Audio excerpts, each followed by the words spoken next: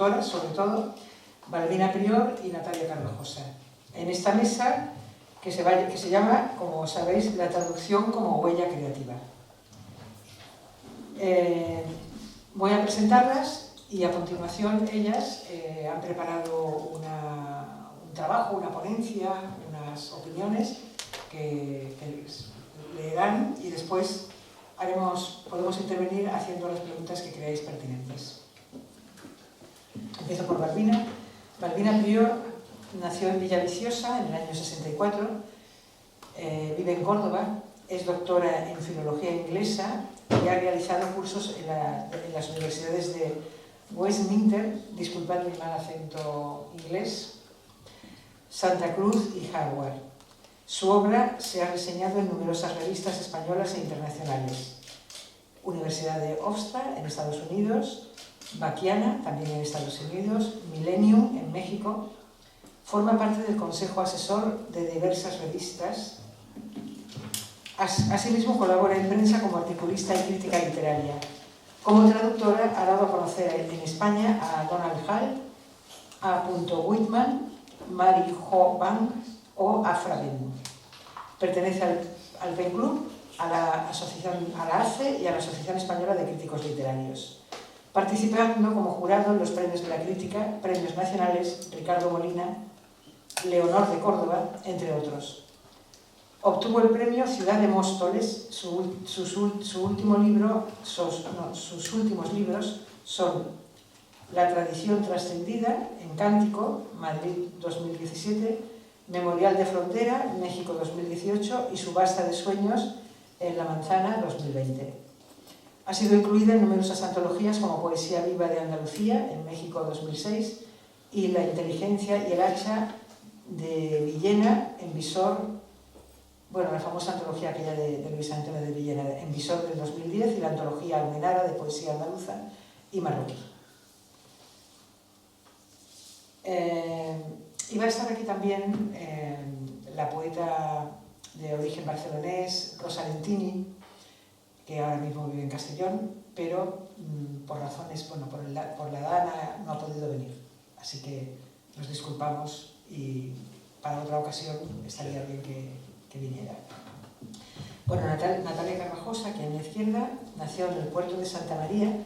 Fíjate, yo pensaba que habías nacido en Zamora. Sí, bueno, fui a vivir allí a los 3 años y de Ya. padres zamoranos, pero Ya. queda muy bonito decir que has Sí, nacido sí, en el puerto de Santa María. Yo pensaba que eras en Zamora. Suena muy poético. Sí, pero más. En el año 71 es poeta, traductora y crítica. Doctora en Filología Inglesa por la Universidad de Salamanca y profesora titular en la Universidad Politécnica de Cartagena. Entre su obra poética destacan Pronóstico, del 2005, Desde una estrella enana, desde el 2009, Tu suerte está en Izapán, en el 2012, y Lugar, en el 2019. También ha publicado el libro infantil bilingüe inglés-español Las aventuras de Perico Pico, del 2016.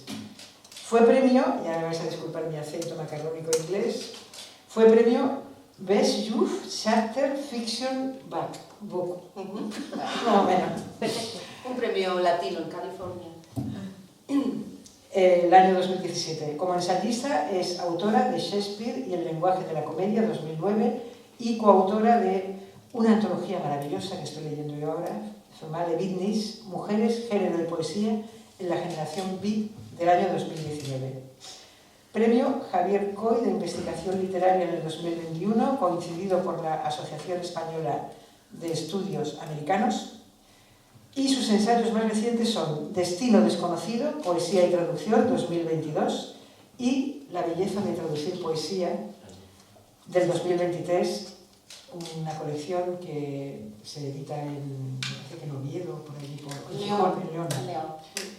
Y está muy bien. Finalista del Premio de la Crítica de Castilla y León en el 2024, entiendo que es por este libro. Ha publicado traducciones, ya que es la parte esta que nos trae aquí, muchas de ellas anotadas y o con estudios introductorios de la poeta H.D., Kathleen Raine, discúlpame la pronunciación, Rae Armantrout, que yo la conocí gracias a ella, y es una poeta que lamentablemente no está muy difundida, ¿no? Pero es una maravilla. Emily Fragos, Lorin Nirdekер, Premio de Traducción de la Asociación Española de Estudios Angloamericanos 2021, Dorothea Tanning, Adrian Rix, Joumana Haddad, Curtis Bauer y Sarah Honan-Barr. Además, es la traductora de la última versión de La Tierra Baldía de Eliot, publicada en 2022 con motivo del centenario del poema, y de 2 de sus obras dramáticas incluidas en el volumen Eliot Teatro Completo 2023. Junto a Viorica Patea ha traducido ni más ni menos que 13 poemarios de la poeta rumana Ana Blandiana, como sabéis, Premio Príncipe de Asturias de las Letras en el 2024. Por cierto, Ana Blandiana estuvo aquí en Puente Genil antes de que le dieran el premio. Gracias a Antonio Roa. Gracias a Antonio Roa, que es un visionario. Sí, señor. Fue en 2018. Sí. Bravo. Sí. Como investigadora, se ha especializado en teatro isabelino y teatro comparado, poesía angloamericana del siglo XX y poesía comparada y su traducción. Entre los autores en lengua española que ha estudiado se encuentran Lope de Vega, Claudio Rodríguez, Jesús Hilario Tundidor, Luis Javier Moreno y José Luis Alonso de Santos. Estos 3 últimos poetas bastante olvidados ahora mismo. Jesús Hilario Tundidor, un excelente poeta que murió hace poco, ¿no? Sí. 3 o 4 años. Y Javier Moreno, que había publicado en la colección aquella que se publicaba en Valladolid, ¿no? Con Olvido García Valdés. Sí, la de la Fundación Jorge Guillén. La de Fundación Jorge Y también Guillén. era traductor de poesía. Sí. Bueno, y los poemas suyos han aparecido en inglés, en una antología bilingüe, publicada en el 2023, y colabora asiduamente con las revistas El Coloquio de los Perros, Gesto, Ágora y Yo Down. Bueno, ¿empiezas tú, Elvira?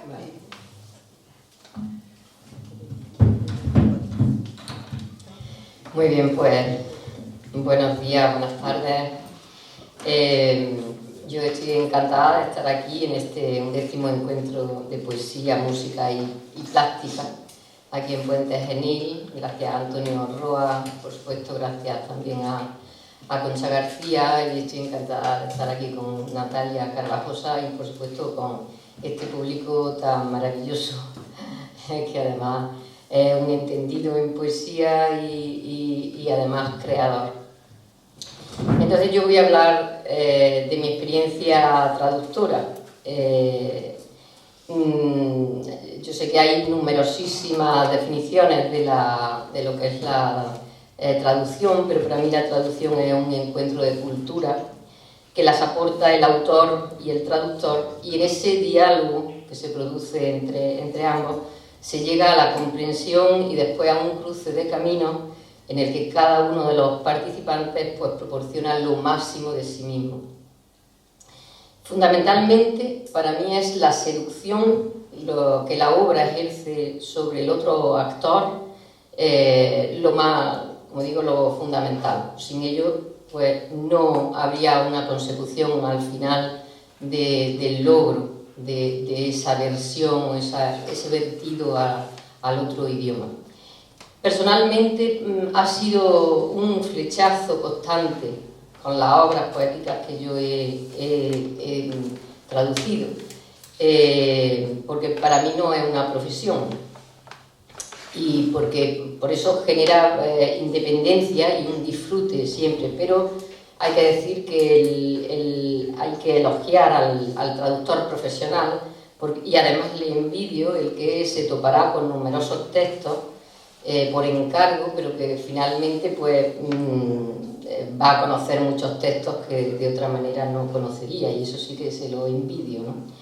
El hecho de haber aprendido, en mi caso, idiomas, pues me ha conducido a este sendero de la traducción, el manejo de tantos textos de la lengua de Shakespeare, desde mis años de la universidad, donde estudié filología inglesa, pues me hizo esa necesidad de traducir para entender yo lo que estábamos tratando y acceder a ese conocimiento y sobre todo a los exámenes, a aprobar los exámenes.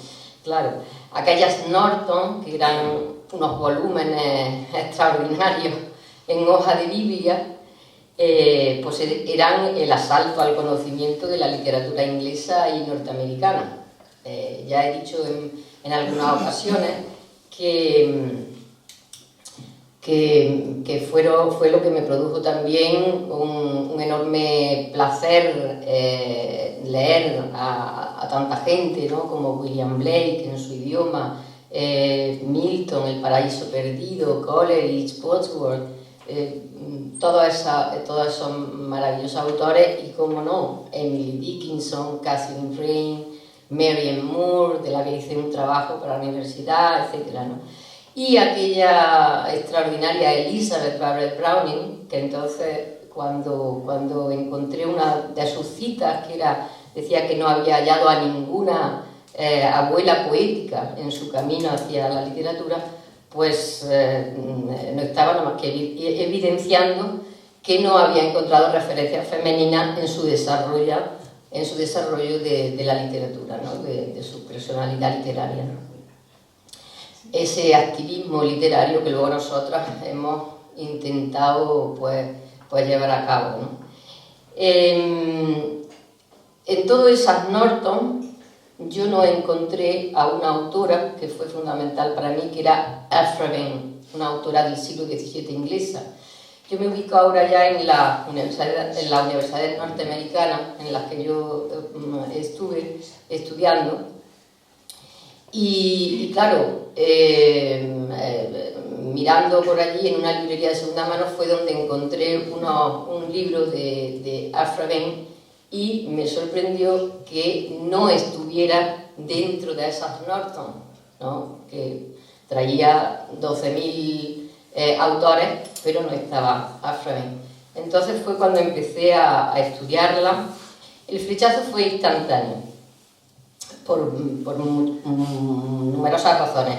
Su vida, tan llena de emoción, de riesgo, su obra, que ya la empezaba a estudiar, una obra chispeante y con una calidad extraordinaria. Y bueno, yo había traducido algunos poemas, pero comencé a traducirla a ella, y luego ya en España, en un encuentro literario, conocí a Rosaura Álvarez, que le estuve comentando toda esta figura, esta Aphra Behn, que se había desenvuelto en un mundo masculino, se había desenvuelto también en unos círculos literarios, sin ser ella de clase alta, aristócrata, como solían ser todas las escritoras inglesas. Y además también había participado en Surinam en unas revueltas contra los esclavos, porque todavía había esclavitud, etc. O sea que era una mujer que tú decías, bueno, esta mujer tiene una vida increíble, ¿no? Y además participó en los principios de la novela inglesa, con su libro Orinoco. O sea que había estado en unas batallas bastante importantes, ¿no? También le hablaba a Rosaura Álvarez de esa moral relajada de muchos de sus poemas, un poema que se llama Disappointment, desengaño, que habla del fallo sexual masculino en un momento dado, ¿no? El popular gatillazo. Y claro, ella dijo inmediatamente, dice, tradúcela y envíamela, que te la vamos a publicar en la revista Extramuros de Granada, una revista importante de la época, que Ángeles Mora recordará perfectamente. Además, la directora junta era Marilú Escribano, que ahora está muy en boga, pues ella era entonces la directora junta, y me la publicaron allí,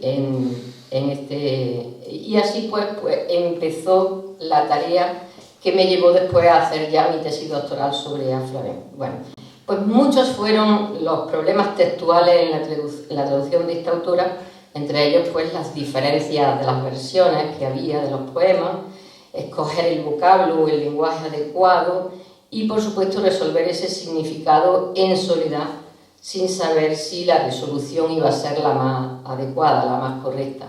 Eso no pasa cuando traduces, por ejemplo, a autores contemporáneos o coetáneos. Cuando, por ejemplo, traduje a Donald Hall, un grandísimo poeta norteamericano, al que conocí en Massachusetts, en la casa del autor decimonónico Longfellow, una hermosísima casa antigua donde se daban lecturas, y conocí a Donald Hall, y a través de las cartas, pues él me fue, luego cuando ya me vine a España, pues a través de las cartas, que todavía las conservo, las cartas de Donald Hall, que además, como sabéis, es la pareja, bueno, el marido de otra celebradísima poeta, que es Jane Kenyon, pero ella ya había muerto en aquellos momentos. Él estaba ya solo y iba bastante delicado.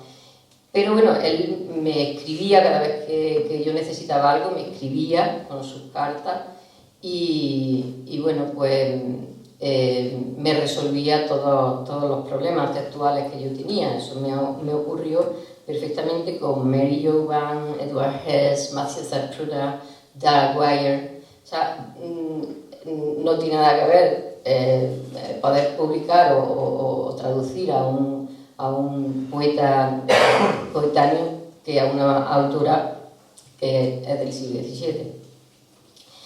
Para todo ello es fundamental conocer los aspectos contextuales, pero también hay que saber las nuevas corrientes poéticas norteamericanas, especialmente, por ejemplo, para Mary Jovan, y esta es la razón por la que algunas traducciones que se han hecho sobre ella han fracasado.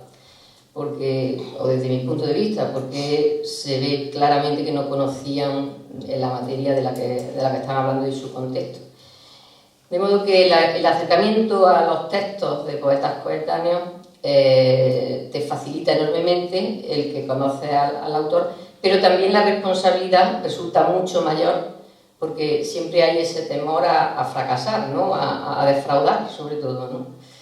Y, en fin, que hay numerosos problemas a la hora de traducir que se han estudiado mucho.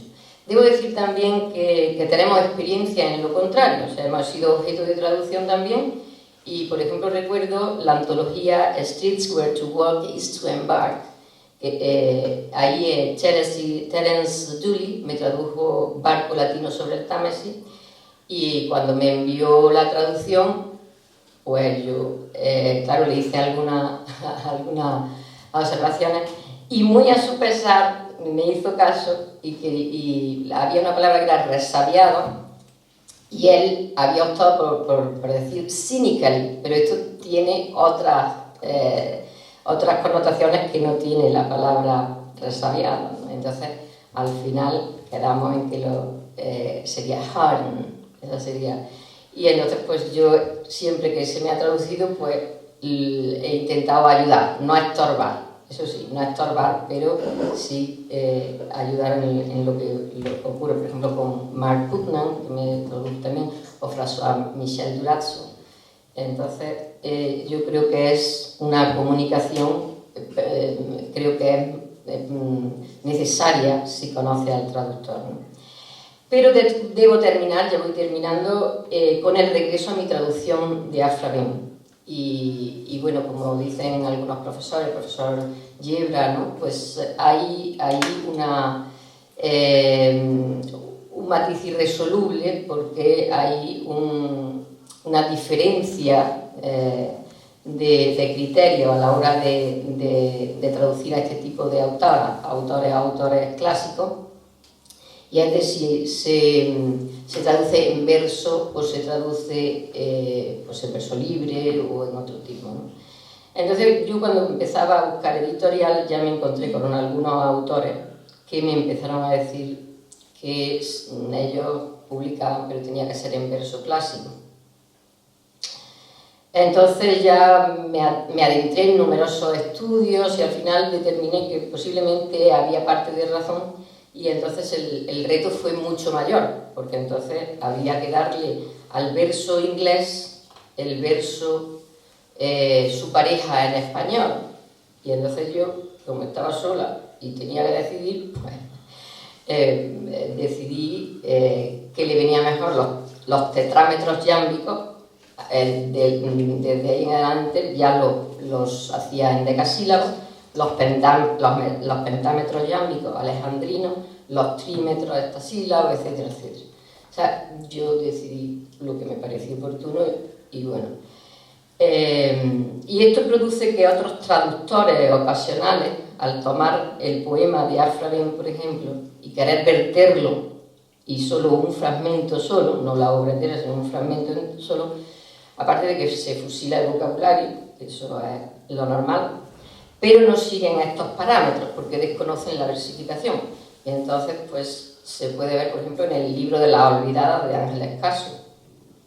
Hay que agradecerle, por supuesto, que divulgara a un montón de autoras a través de la publicación en Planeta de ese libro, que por supuesto llegó a muchísima gente, mucho más del público que nosotros pudiéramos todos juntos haber llegado, ¿no?, con este libro en Planeta, ¿no? Es verdad que nos citó correctamente a todos, en fin, pero es verdad que es una divulgación y lógicamente pues ya opta por lo que mejor le conviene, claro. Y para terminar ya quiero recurrir al grandísimo poeta y traductor Fray Luis de León, que en el prólogo de su poesía dedicada a don Pedro Portocarrero, pues escribe lo siguiente. Ya sabéis que él fue un grandísimo traductor, aparte del grandísimo poeta. Dice: de lo que compuse juzgará cada uno a su voluntad. De lo que he traducido, el que quiera juzgar, pruebe primero qué cosa es traducir poesía elegante de una lengua extraña a la suya. Y guardar cuanto es posible las figuras de su original y donaire.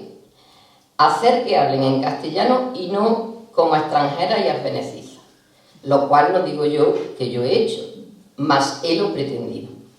Y el que dijere que no lo he alcanzado, haga prueba de sí, y entonces podrá que estime mi trabajo más.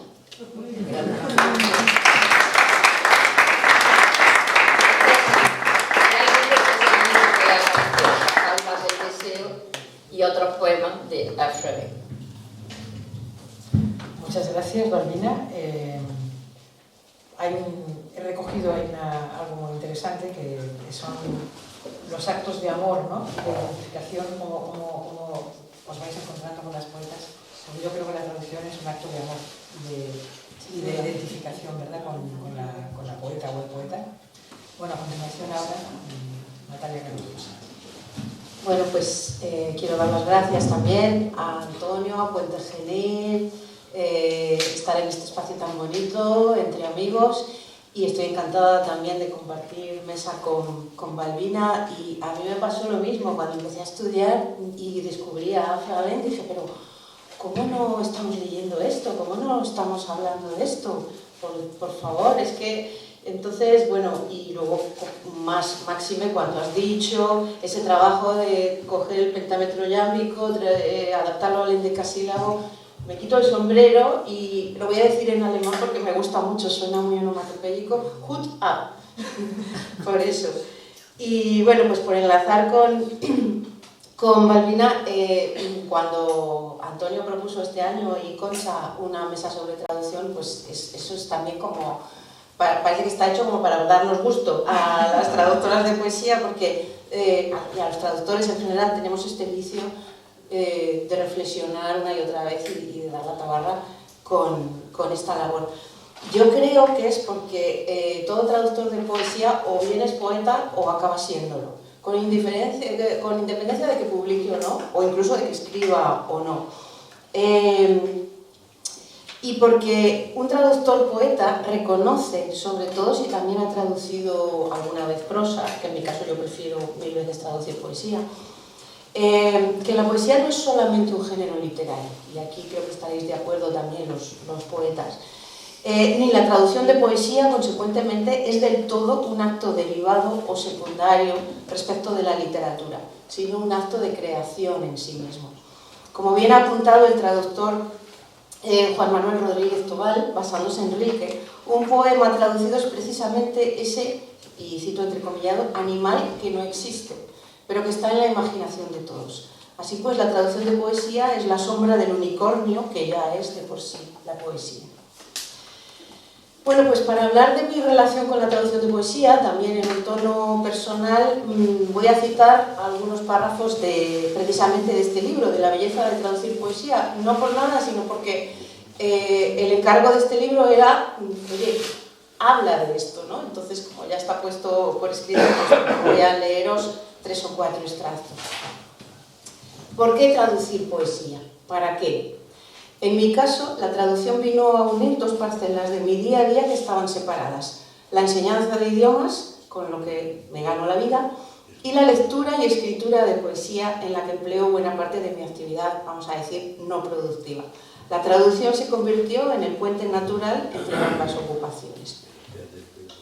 En este ensayo explico también cómo comencé a traducir. Y hablo de esta primera autora que me abrió los ojos a la traducción, que es HD, como se hacía llamar con las iniciales, o Hilda Doolittle. Más allá de poemas sueltos en revistas y pequeños encargos, ¿cómo se aborda una traducción poética de envergadura? ¿Cómo se elige traducir? ¿Cómo se elige qué traducir? ¿Y cómo se entra en contacto con editoriales a las que les pueda interesar una propuesta de traducción concreta, máxime cuando no se vive cerca de ninguna industria cultural, valga el oxímoron, sino muy al contrario, en la periferia de la periferia? Todas estas preguntas me hacía yo hace casi un cuarto de siglo. Muy oportunamente, alguien con quien lo comenté, un poeta, me dijo: si quieres traducir poesía, traduce, lo demás ya se andará. Y así lo hice. En mis decisiones confluyeron unas cuantas casualidades felices. Me decanté por la poeta modernista Hilda Doolittle después de leer la traducción de Sea Garden, que precisamente la editorial Igitur, la de Rosa Lentini, publicó en 2001 con el título de Jardín junto al mar. Me atraparon esos paisajes de la costa atlántica norteamericana que, curiosamente, en los versos de HD se convierten en escenas mediterráneas, sin perder por ello su luz fría y sus acantilados cortantes, y no porque se abuse en ellos de presencias y nombres clásicos. Avisté el libro en el escaparate de una librería cafetería ya fenecida, que se había convertido en uno de mis lugares favoritos, en Cartagena, ya sabéis cuál es. Entré en contacto con una lista de correos electrónicos de estudiosos de HD, que todavía existe, donde me aconsejaron abordar una de sus obras principales, el poema largo Trilogía. La traductora de esa obra al italiano, miembro destacado de dicha lista, me envió su edición y me acompañó en mi propio proceso de traducción de múltiples maneras. La dueña de otra librería, que tampoco existe ya, envió el manuscrito a la editorial donde finalmente fue publicado.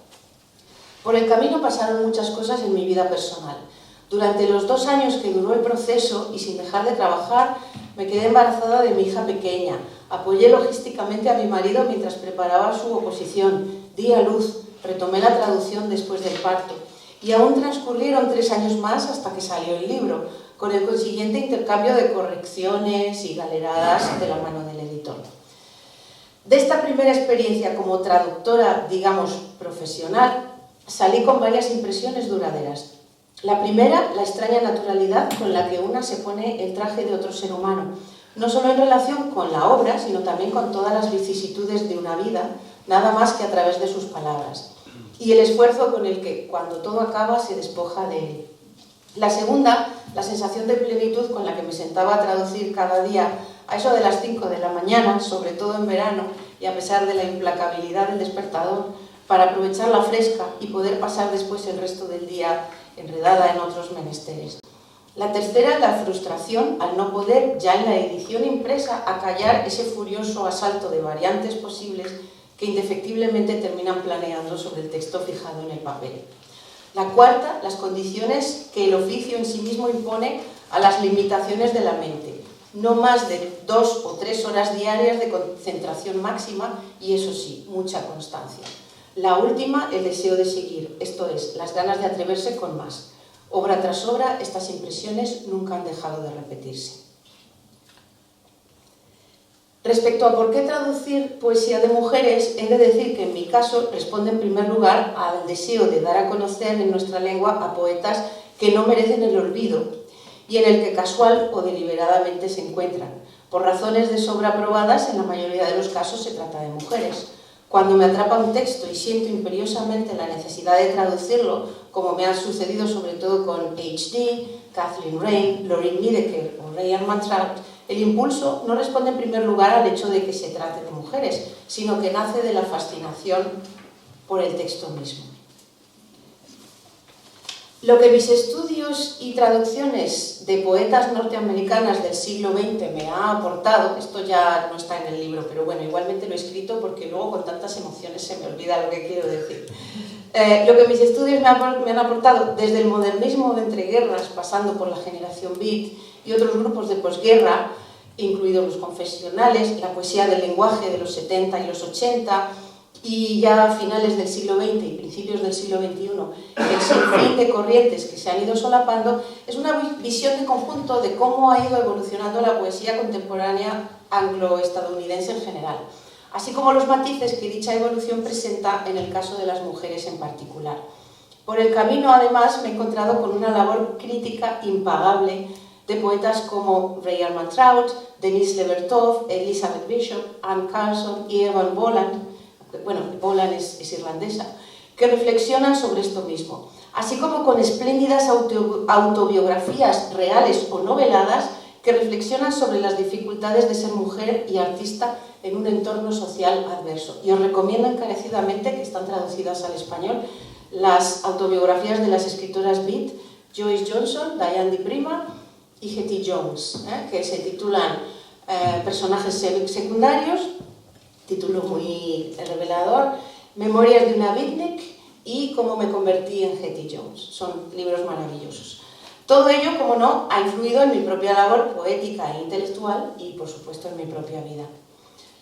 Al margen de la distinción entre el género de los poetas traducidos, la influencia de la traducción de poesía en la propia psique responde para mí al hecho de que, en el fondo, traducir un poema supone sobre todo una lectura en profundidad, explícitamente obsesiva, de dicho poema.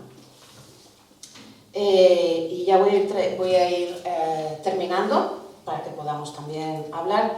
Y termino citando de nuevo un párrafo de La belleza de traducir poesía en el que explico los efectos que esa traducción produce en el traductor. La impersonalidad o despersonalización del poeta, defendida por John Keats o T.S. Eliot, se acrecienta en el traductor. Ser inestable donde los haya, como aquellos que José Saramago describió como de la raza de los desasosegados de nacimiento, el poeta traductor no se conforma con su propia lengua, ni con su cultura, ni con su conciencia. Existe de una manera más plena en las palabras del otro y en su necesidad de verterlas a su propia lengua.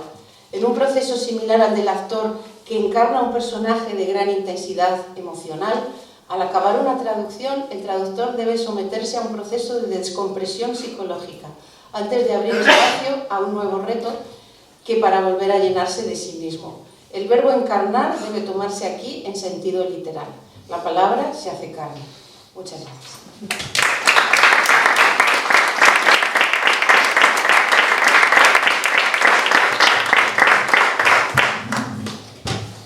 Bueno, muchísimas gracias. A mí se me han despertado muchas preguntas. La cuestión de traducir para mi carrera poética ha sido vital. Yo me he formado más en libros de autores traducidos, por ejemplo, Paul Celan o Elizabeth Bishop o Silvia Plath, que en mi propia tradición en lengua española, sobre todo la de España, porque la vertiente latinoamericana también fue importante en mi formación literaria. Así que yo, mi agradecimiento a las traductoras, porque es una tarea que, bueno, yo intenté traducir a Ingeborg Bachmann y eso, bueno, es una entrega, es la vida entera, ¿no? La vida entera la que tienes que poner ahí. Así que os agradezco muchísimo que ese trabajo que estáis haciendo. Y mi pregunta es, además de que son actos de amor, porque no son actos que se pagan económicamente, sino que son actos que, bueno, es la propia satisfacción tuya y la de los lectores. ¿Creéis que está, bueno, las dos cuestiones, el acto de amor y si creéis que está valorado el traductor, la traducción de poesía en este país? Cualquiera, si quieres empiezas. Sí. Bueno, yo creo que la traducción es totalmente amateur. Realmente, cuando empieza o tiene idioma, pues es cuando mira fuera de lo que estamos haciendo aquí y cuando ve algo interesante lo traduce. ¿Qué pasa? Que luego una carrera traductora pues es muy difícil porque no se paga, no hay dinero y entonces pues prácticamente todo es amateur. Siempre, en toda la época, ha habido traductores. De hecho, Fray Luis de León, el Cantar de los Cantares, Boscán, bueno, Borges, más acá en el tiempo, que tradujo a muchísimo Faulkner, tradujo a Kafka. En fin, que siempre ha habido grandísimos poetas y grandísimos poetas que han traducido a gente desde siempre. No somos nosotros que de pronto nos hemos puesto a traducir. No, eso ha sido desde siempre. Los poetas han traducido y han vertido a su idioma otros poetas que ellos han conocido o que ellos han tenido contacto. Y luego pues la traducción, pues como no se paga, pues tú dedicas tu tiempo altruistamente y ya está.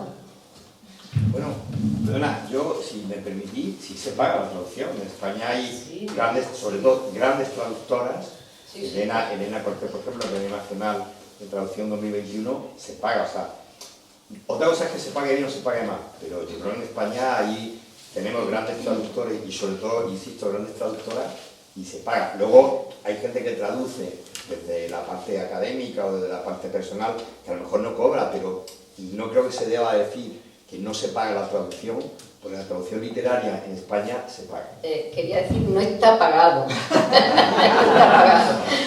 Y esas traductoras profesionales no le pagan lo que deberían de pagar.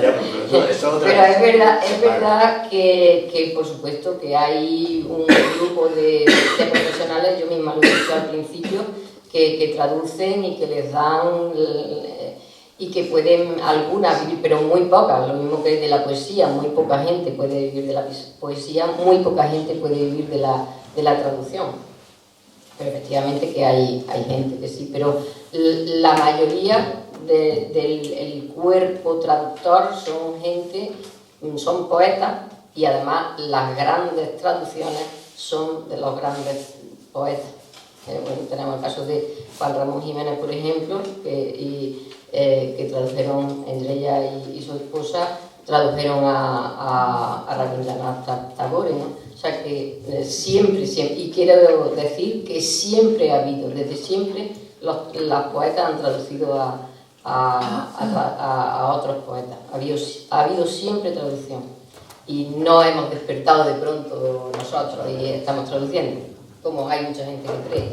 La obra, la editorial, pusiéramos también el traductor, porque así se propagaría en tanto que creador, casi o co-creador del texto, y supondría un mayor reconocimiento por parte de las editoriales, ahora que con los algoritmos rastrean todo.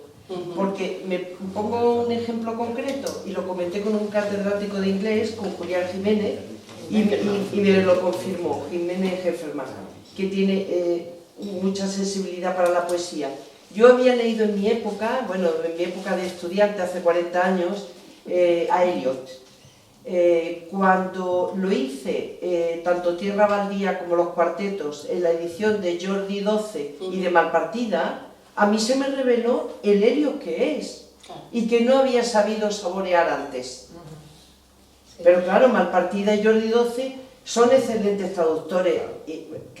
Entonces simplemente eso, el reconocimiento en las citas también del traductor. A mí me pasó eso exactamente con Cavafy.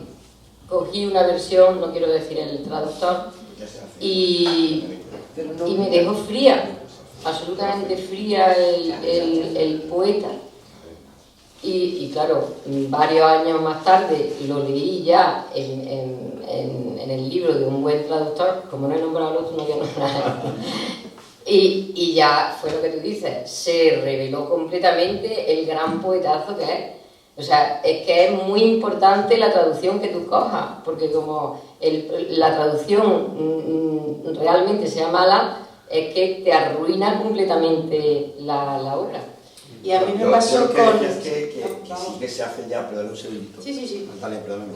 Que ya sí que se hace, por Sí, ejemplo, pero no como excepción, sino como obligación es lo que yo propongo. Del mismo modo que tú tienes que citar por gredos o por cátedra un texto, cátedra, gredo, tal, obligar al traductor en las normas de editorial. No digo que no se haga. Yo creo que mayoritariamente, como bien ha dicho ella, el traductor ya en muchas traducciones aparece en la portada, no en los créditos, que antes estaba escondido en los créditos. Y luego, medios de comunicación, a veces nosotros en Mercurio, en su día, Babelia, cuando se hace una reseña, por lo general, yo que soy lector de revistas literarias, bueno, o coloquios, aparece el traductor. Lo digo en el sentido de que a mí me gusta desmitificar un poco el patito feo de la traducción, por eso decía antes también lo de que se paga, tampoco están pagados los derechos de autor en el mundo editorial, es decir que, y cuando decía lo de Juan Ramón Jiménez, sí, que antiguamente sí que no cobraban nada, pero ahora mismo yo conozco muchos traductores, escritores o poetas que traducen y que están pagados, y yo creo que los medios de comunicación especializados en literatura cada vez más os respetan y ponen en el código de la columna o de la página quién es el traductor, y las propias editoriales os han llevado a portada. Hace 15 años el traductor estaba escondido ni siquiera en la página siguiente, sino en pequeñito al final. Lo digo en ese sentido, de que si no parece que es como cuando hacemos congresos de periodistas, que yo siempre digo, hay que venir llorado de casa. Hacemos terapia. Pues, eso, exacto, No, pero yo quiero aclarar una cosa. Acabo de terminar un libro y me piden unas normas editoriales. Estoy hablando no de un trabajo esporádico ni excepcional, o sea, un trabajo científico. Estoy hablando del trabajo académico. A mí me han pedido las normas, hay que citar año, primera edición de tal obra. En la bibliografía a lo mejor que tiene 100 títulos. Y hay que citar que si el punto de el apellido, o sea, perdón, el nombre, en abreviatura o no. La editorial o no, que hay que nombrar todas las editoriales, que eso sirve para que se venda de esa editorial. Y te lo ponen como obligación.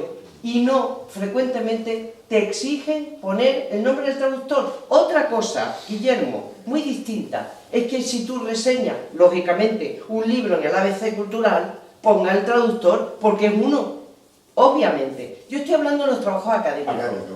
¿Me explico? Sí, ahí voy. Que no había matizado, que estaba hablando... No, estoy hablando de la crítica. Yo quiero decir una cosa también respecto a lo académico.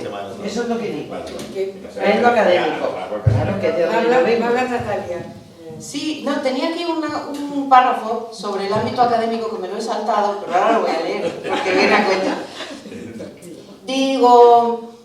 Yo digo que para mí el trabajo de traducción, cuando además lleva su estudio de contextualización, etcétera, es el que mejor responde al oficio de filólogo y dota al término de pleno significado y felicidad. Se trata de alguien que, paralelamente a la traducción, realiza una labor crítica, acerca el texto traducido al lector desde unos parámetros estético-literarios, sociales, que pretenden acompañar, en la medida de lo posible, esa inmersión en un mundo y en su modo de expresión artística hasta entonces desconocida. Esto que pomposamente se llama transferencia de conocimiento. Considero esta cuestión especialmente pertinente porque desde el ámbito académico, un trabajo de estas características, una traducción, anotada o no, apenas tiene valor. Su largo y paciente desarrollo difícilmente se integra en el sistema internacional de investigación de mercado que existe hoy, plagado de métricas, citas y una extravagante profusión de artículos de conocimiento parcelado que nadie lee, lo que se ha dado en llamar salami research. El estudio filológico traductológico es justo lo contrario. Requiere una versión de conjunto y un periodo muy amplio de trabajo, constituye una labor académica precisamente por cuanto es ante todo una labor creativa y tal y como yo lo entiendo, y esto que queda entre nosotros, lo académico ha de ser traducir creativo o no será. Y eso no es incompatible con que sea riguroso, científicamente, etc. Tengo que decir que yo, de todos mis trabajos de traducción, nunca me han servido para aportarlos como trabajos de investigación. No le valen académicamente. No valen para nada. Todo lo que ha Claro, traducido. no le valen porque no la No vale, aceptan. no vale. No es visible. No es visible. Es lo que yo reivindico. Yo no sé qué Claro, yo- a lo académico. No, claro, desde lo Pues eso lo tenéis que al menos llevar del a la AFE. reconocimiento, no de la vela, Pero del el reconocimiento. Una reivindicación, ¿no? Que sí. Claro, es lo mismo que la una autoría reivindicación a la femenina. asociación de escritores. No es lo mismo Porque, Victoria fíjate, no te sirve que un académicamente todo lo que has Víctor. hecho. Solo me ha servido Pero no se el puede, de Ryan tampoco se puede Mantrón solo porque lleva una reiniciar. introducción excepcionalmente larga porque las publicaciones de la Universidad de Valencia lo exigían así. Entonces, la pragmática. todo es cuantitativo. Si son X páginas, vale. Pero Sí, no aceptamos. Benitiso. Piensa que es un autor y es un matrimonio. Es Benitiso. Y claro, si estás volcada en eso, no estás haciendo lo otro. ¿no? Entonces, bueno, yo lo tengo asumido. Yo no voy a ser catedrática porque no reúno las condiciones. Me voy a quedar donde estoy, pero es que yo quiero seguir traduciendo poesía. Entonces, pues ya está. Entonces ya hay una contradicción porque está reconocido ya desde hace tiempo el grado de traducción e interpretación. Sí. Un graduado, licenciado o doctor en traducción e interpretación, ¿qué futuro tiene? ¿no? Lo mismo, investigación. Yo he estado en congresos con paneles sobre traducción y son, sobre todo abordan cuestiones técnicas de la traducción o voy a revisar el doblaje de esta película o así. No está la cuestión creativa, ¿no? Es que además, perdonad, también desde el ámbito universitario, en traducción, los compañeros de traducción, en el grado de traducción, ha desaparecido todo lo literario que antes estaba, en el nuevo grado. Es decir, mis compañeros se dedican a traducir para la empresa vinícola. Sí. Tal cual. Porque lo otro dice peyorativamente que es trabajo de filólogo. Sí. Y lo separan. Y con herramientas de software. Sí. Entonces ya... Inteligencia artificial. Sí. Traducción no es. De hecho, la traducción técnica como tal está desapareciendo. Te traduce la herramienta y luego tú haces una labor de post-edición. El grado en traducción está prácticamente amortizado tal y como existe hoy día. Bueno, un poco me refería a esto, ¿no?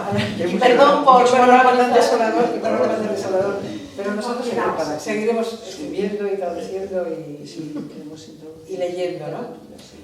Yo, ya, la última pregunta que os quería hacer, pero ¿hay alguien del público que quiera hacer alguna pregunta más? ¿O hay alguien?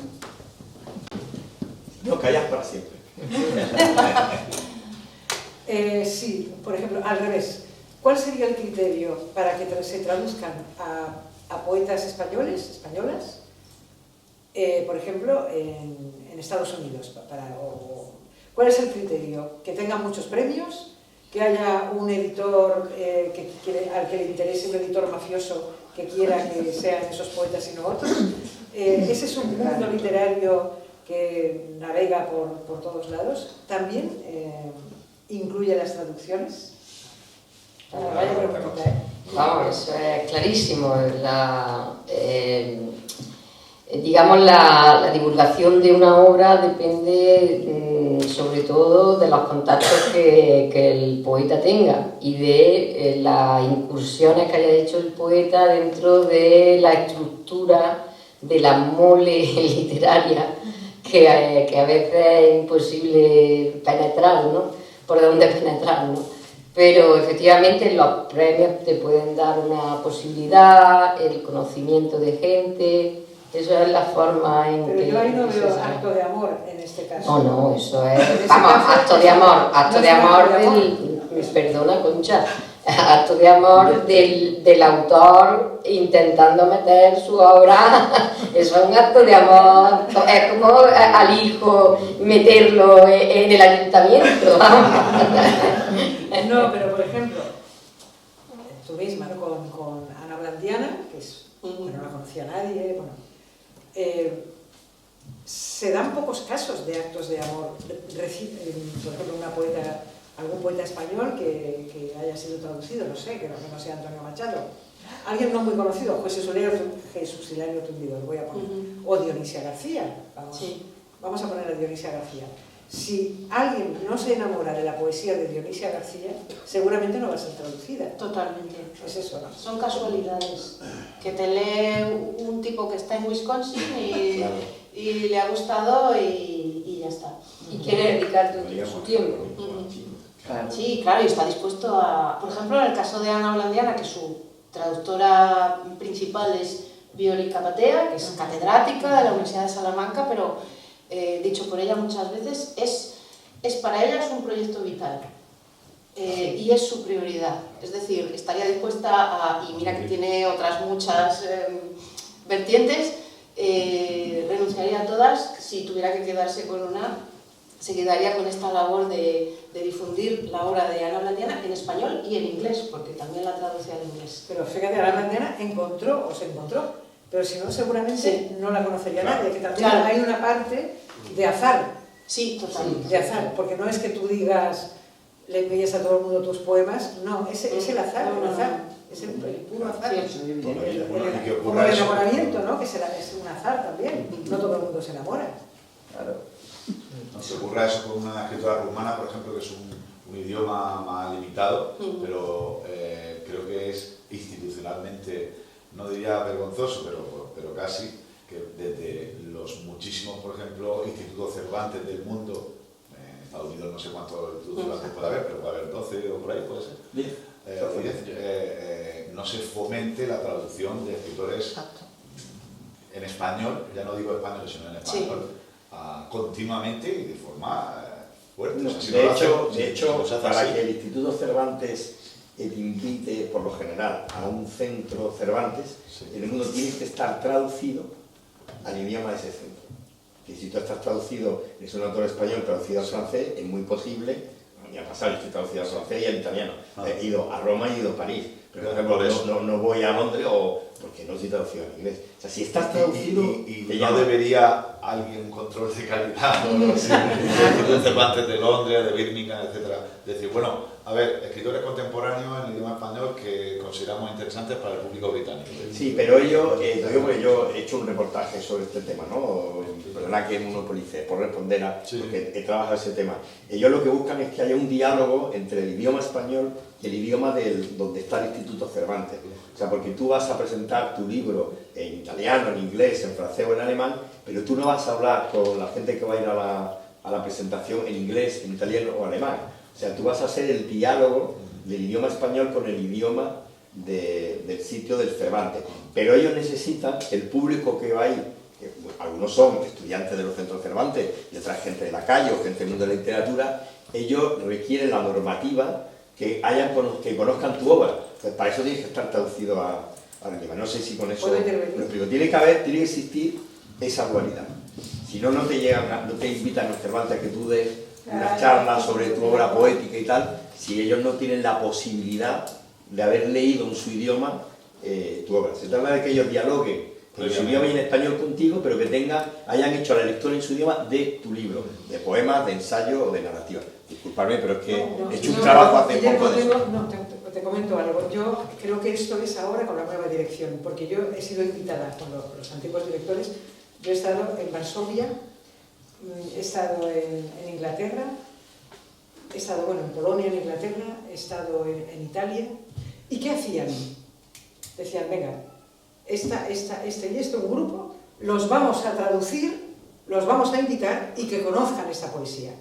Que el a priori no era que tú estuvieses traducida, sino que elegían a una serie de poetas españoles y te traducían. A mí me han traducido al polaco, así también me han traducido al árabe, de esta manera.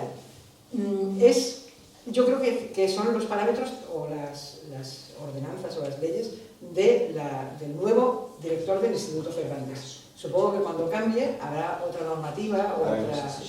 Digo yo, no sé.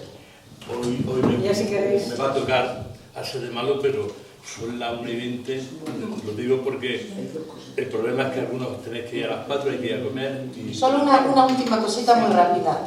Una lanza también en favor de las traducciones de poesía en España. que prácticamente todas las editoriales publican versiones bilingües, es decir, el texto original y el texto traducido, que a mí me parece muy necesario, incluso cuando yo no conozco la lengua original. En el Reino Unido se publica la traducción y punto, y en muchos otros sitios. Yo creo que en ese sentido, en Francia también he visto traducciones al francés, solo en francés.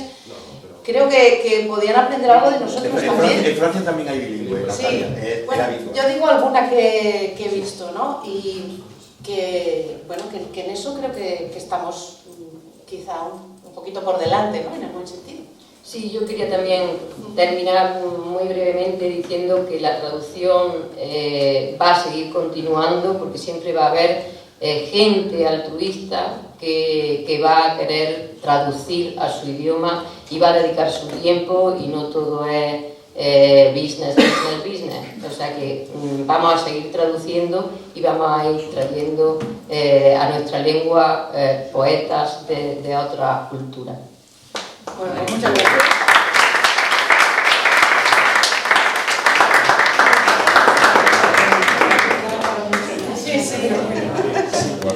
El poema se llama El pulpo. Dice: una noche soñé que un pulpo me quería.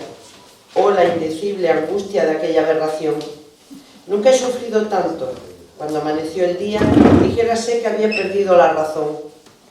¿Alguien ha visto a un pulpo acercarse de quedo, asqueroso y lascivo, monstruoso y feroz? Por vez primera supe que es ser presa del miedo, que es hundirse en la cima de una demencia atroz.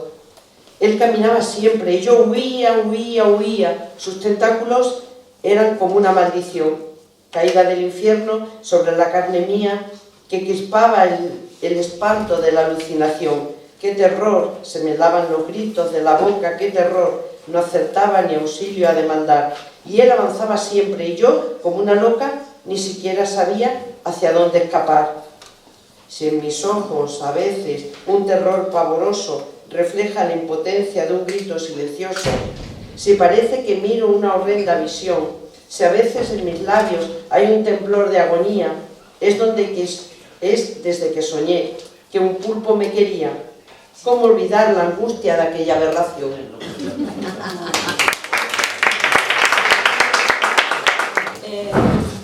Comienzo con los clásicos. Me gustaría hacer una poquita de contextualización de un poeta que yo cité ayer como el que más decididamente se adscribió a la línea surrealista en España, que fue el sevillano, Luis Cernuda.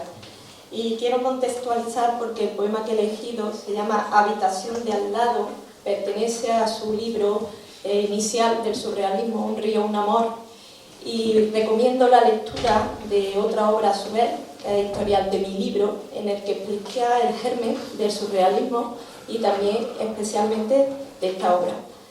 Nace de su estancia en Toulouse, en Francia, con la lectura de poetas parisinos, y se prolonga luego en el siguiente libro, Los placeres prohibidos.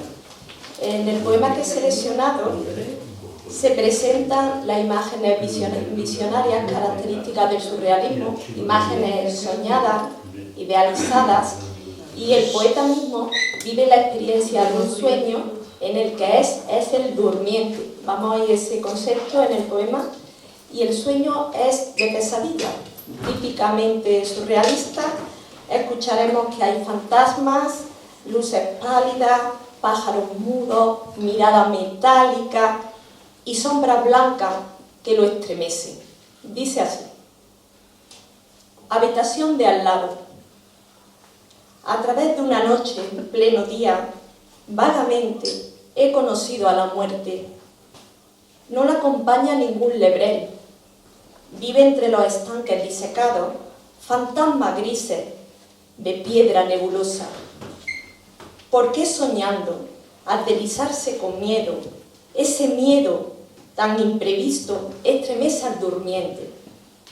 Mirad, vencido, olvido y miedo a tantas sombras blancas por las pálidas dunas de la vida, no redonda, ni azul, ni lunática, con sus blancas lagunas, con sus bosques, en donde el cazador, si quiere, da caza al terciopelo. pero ningún lebrel acompaña a la muerte. Ella, con mucho amor, solo ama a los pájaros, pájaros siempre mudos, como lo es el secreto, con sus grandes colores formando un torbellino en torno a la mirada fijamente metálica.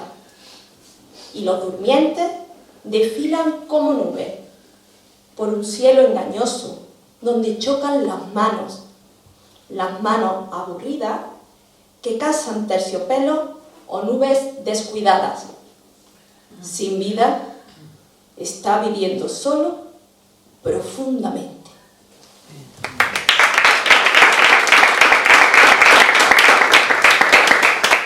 Saludo, te conozco, eres una mujer bosque, duermes al otro lado del poema. Entre guerras. Ahora mismo, damas y caballeros, se sospecha de la existencia de barricadas en algunas estrellas. Los líderes campesinos y obreros son temidos por los latifundistas. Zara y Lenin juegan al ajedrez en una cafetería de Suiza. Aún no han acabado la partida. Cuando caiga la bomba, tendríamos que estar todos bailando. Instrucciones. No tiene que buscar sentido a nada. Mate la mariposa que ha escondido dentro de su cabeza.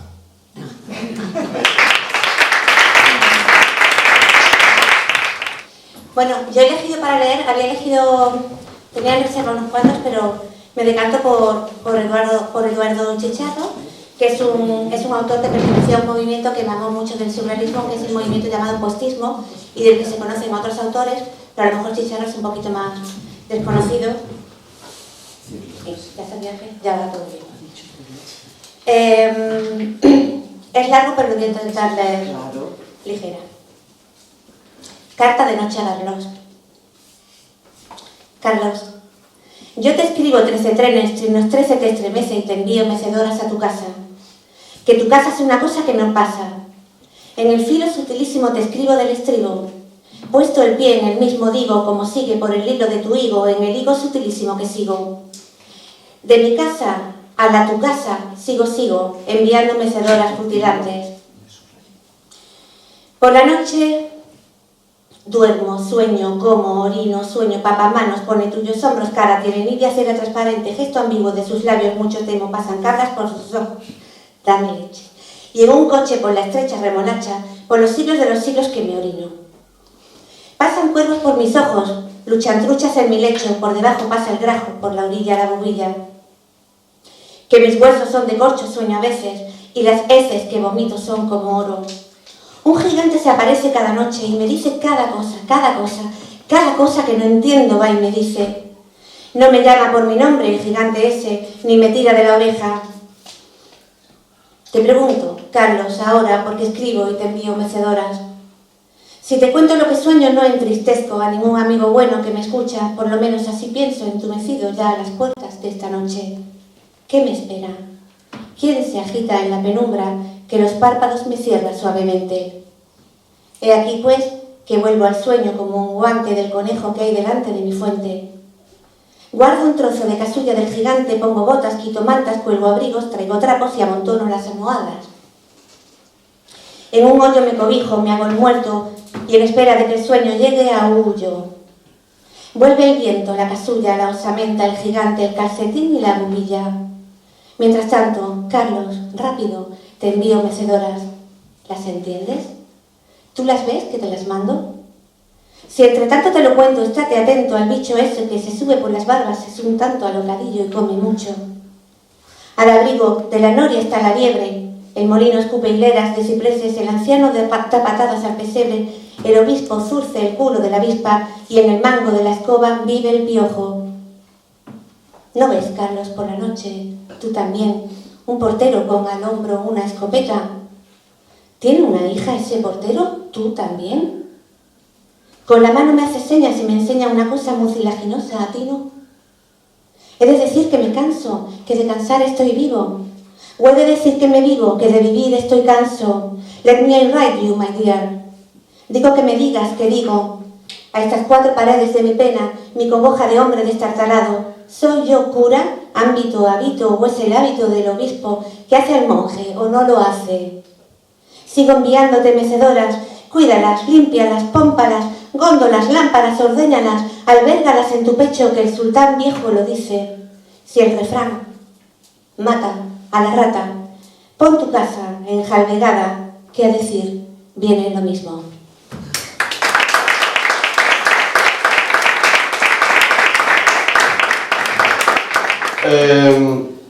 Un poema, bueno, unas partitas de un poema que escribí un lunes por la noche en un casino.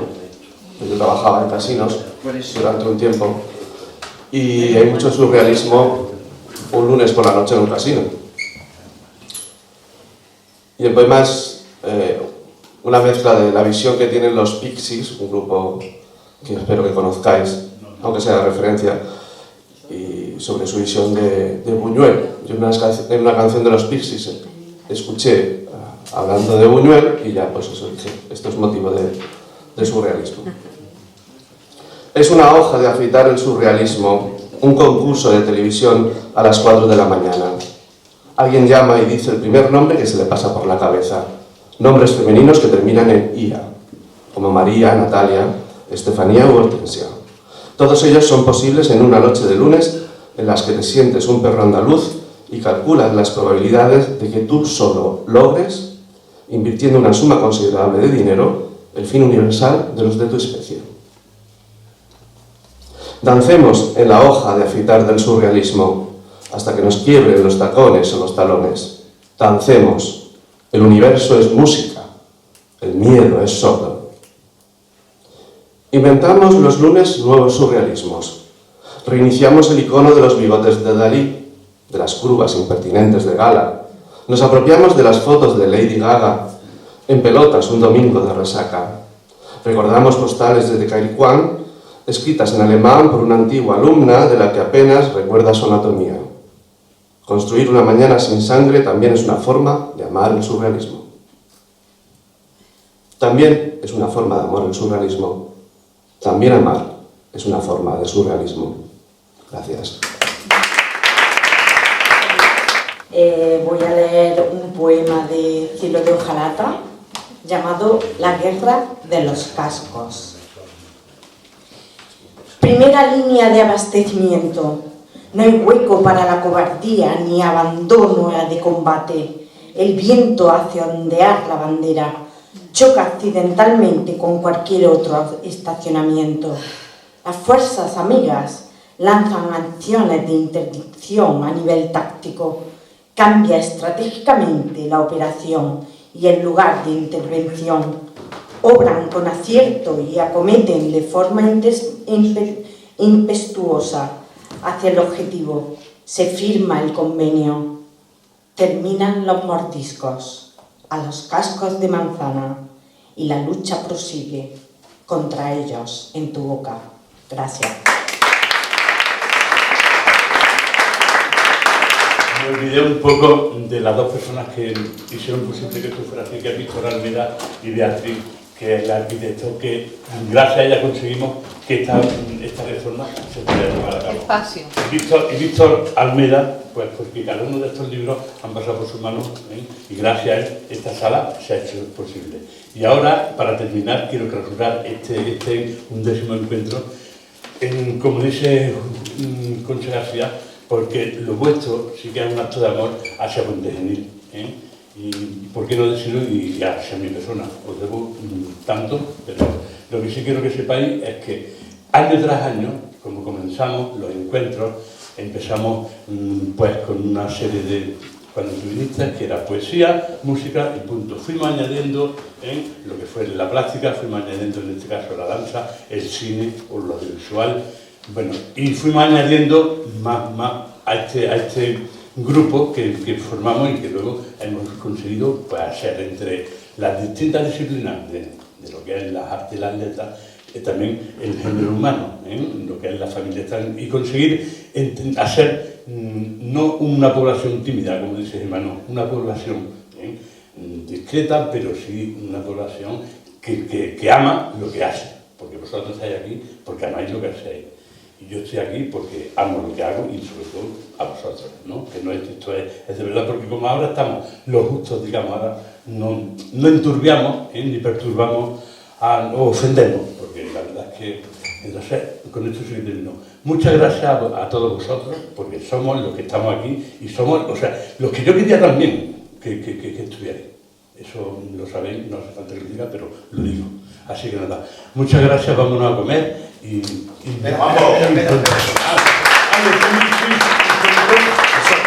Darle las gracias a los compañeros técnicos, a Francis, a Álvaro, porque como los traductores a veces, a Marcos, parece que no están, y sin embargo vuestro trabajo es eficiente y hace que el trabajo de los demás salga.